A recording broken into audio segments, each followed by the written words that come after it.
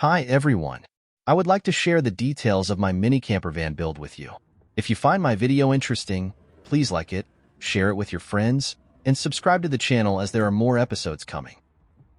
My initial cooking plan involved a propane stove for cooking, boiling water, and making hot drinks. Since I already use a propane barbecue while camping, it seemed like a simple solution. Just add a compact stove compatible with the same propane cylinders. Since I plan to use Harvest Host locations, having indoor cooking facilities was essential, as it's a must-have requirement for the service eligibility. However, during the design and planning phase, I realized the limited clearance between the countertop and the van ceiling. Using an open flame appliance in such a confined space posed a significant safety risk. Additionally, burning propane inside the van could create health hazards. This prompted me to switch to a fully electric cooking system powered by ample battery capacity and solar power. Electric appliances offer significantly greater safety by eliminating both dangerous gases and the risk of open flames. This change subsequently influenced the sizing of the solar panels and the battery configuration, which I will cover in one of the future videos. The most logical location for the cooking setup was near the entry and exit point, allowing steam to easily escape with the window open or slightly lowered. Therefore, I placed it as the rightmost module of my cabinet setup. This location also houses the spare tire access point, meaning the cooking unit, unlike the sink and fridge modules, needed to be easily removable in case of a flat tire. Furthermore, I wanted the cooking unit to be portable for outdoor cooking at campsites. This meant it needed to be compact enough to carry and provide a comfortable working height when placed on a picnic table. These requirements dictated a detachable top section for the cooking unit, allowing the remaining cabinet space to be used for other purposes, such as storage. Consequently, the cabinet comprises 3 sections. Base bottom. This section covers the steel angle foundation and the spare tire access point. Storage unit. Middle. This multifunctional section can store clothing, other items, or even a compostable toilet. Cooking unit. Top. This detachable section houses the cooking appliances. To enhance usability, I incorporated slides that allow for complete removal or partial shifting of the cooking and storage units. This feature offers several configurations for increased comfort. Easier entry and exit. Move the storage unit toward the front of the van, with the cooking unit on top. Requires the front passenger seat to be moved fully forward.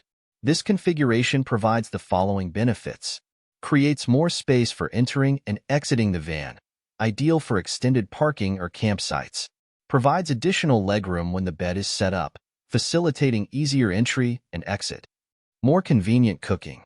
Partially moving the storage unit to the back of the van, with the cooking unit on top. This positions the cooking unit closer to the sofa, making meal preparation more convenient. Access toilet at night.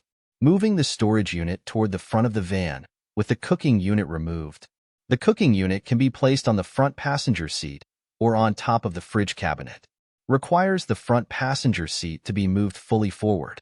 This configuration provides significantly more legroom when the bed is set up, especially useful for nighttime trips to the toilet if emergency happens. The slides also enable complete removal of the top cooking unit or the middle storage unit, providing access to the bottom foundation section and the spare tire. I implemented this sliding mechanism using woodworking tracks and HDPE plastic lighting inserts with matching profiles attached to the bottom of each unit. For secure locking during travel, I used the same oversized latches previously featured in the sink and fridge module videos. Base section. The base is secured to the steel angle framework with 4 bolts, eye bolts at the front, 4 bungee cords, and knob bolts at the rear. It includes tracks to accommodate the profiles on the bottom of the storage unit, as well as recessed openings for the locking latches. The foundation extends rearward, toward the front of the van, to provide adequate support for the storage unit when it's shifted away. A 3-way toggle switch is integrated into the foundation to control the LED light upon entering or exiting the van. This switch works in conjunction with a matching switch on the main electrical console. Storage unit. This unit currently houses a separating composting toilet, a Harvest Host requirement, and a valuable backup for emergencies during stealth camping. A large front opening allows for easy removal of the toilet for use outside in a shower tent at campgrounds. 2 crisscrossed bungee cords secure the toilet during transit, preventing it from shifting. When a toilet isn't needed, let's say during trips to campsites with facilities, this unit can be used for general storage. 2 latches secure the unit, one at the bottom to lock it to the base section and one at the top to lock it to the cooking unit. The top of the unit also features tracks to accommodate the HDP gliding profiles on the bottom of the cooking unit. Cooking unit. This unit's back wall is shaped to match the sink and fridge modules, accommodating the reclined front seat. The top compartment houses an induction cooktop and is covered by a countertop lid supported by soft close arms, similar to those used in the fridge unit, as shown in the previous video. 2 rotating locks secure the lid during travel. 120-volt power is supplied via connector on the unit's back panel, connected to my Vtoman battery inverter with an extension cord. This connection is easily detachable for removing the cooking unit from the van.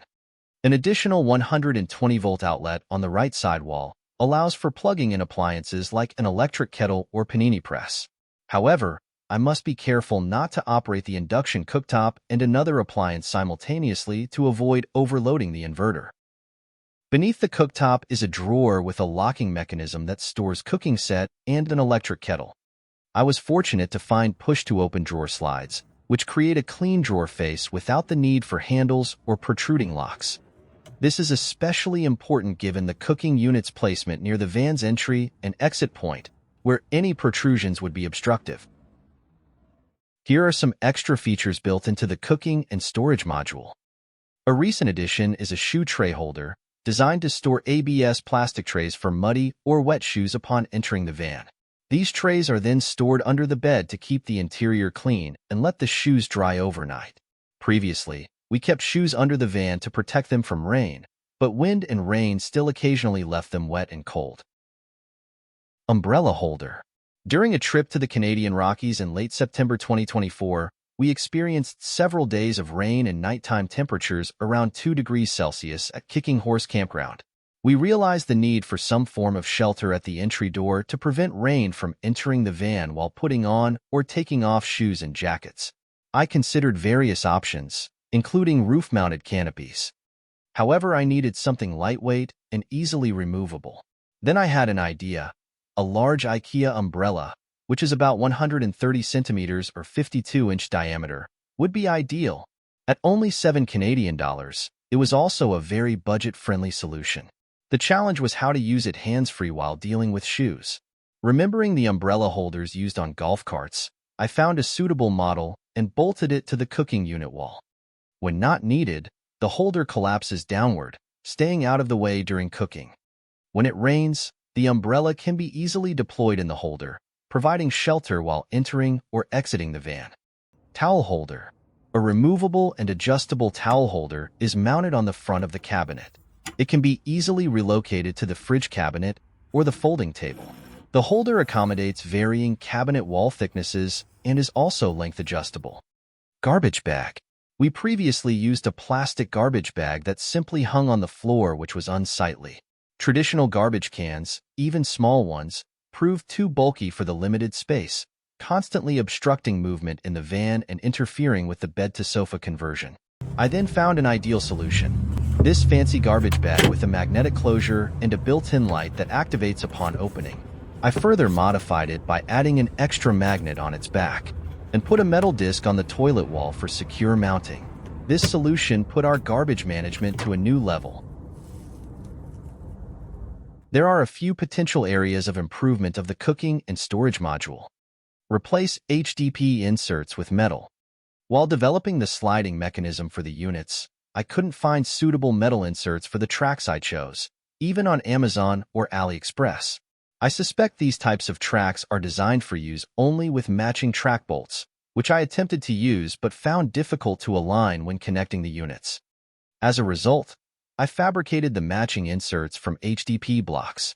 Although this solution works, I would prefer metal ones for increased reliability, especially in emergency driving situations. Metal simply provides greater peace of mind than plastic.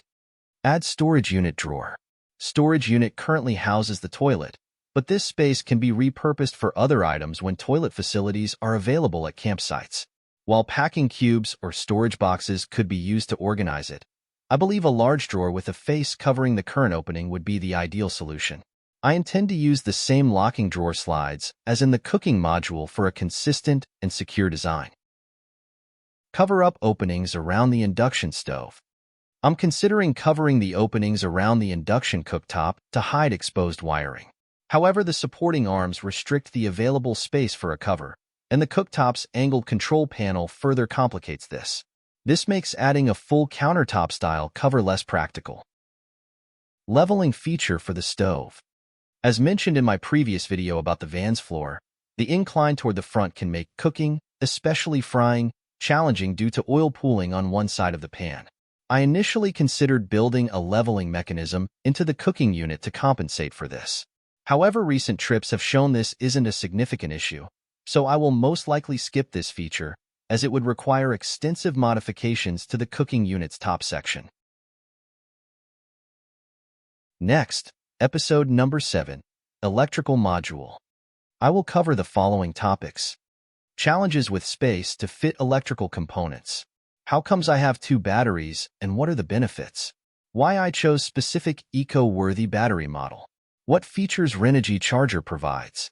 What you can do with Renogy One core display. Feature full control panel of the electrical module. Securing components for safe driving.